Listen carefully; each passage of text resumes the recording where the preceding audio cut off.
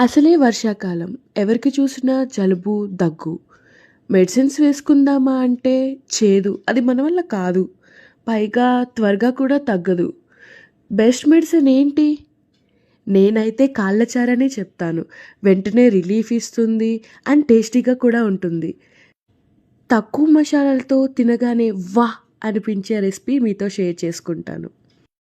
ఉల్లిపాయ, పచ్చిమిరపకాయలు వేగిన తర్వాత కడిగి పెట్టుకున్న కాళ్ళని వేసుకోవాలి. కాళ్ళల్లో నుంచి కొంచెం నీళ్లు బయటకు వచ్చిన తర్వాత ఉప్పు, కారం, పసుపు, మిరియాల పొడి వేసుకొని పచ్చివాసన పోయిన తర్వాత చింతపండు రసం. మా ఇంట్లో అయితే మేము ఎప్పుడూ చింతపండు రసంతోనే చేసుకుంటాం.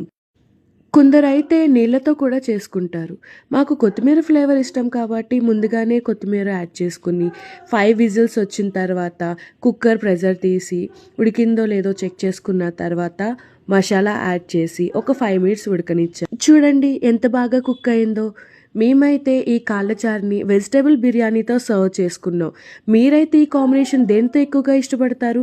కామెంట్ చేయండి అండ్ సబ్స్క్రైబ్ చేయడం మాత్రం మర్చిపోకండి. Please subscribe and share, like.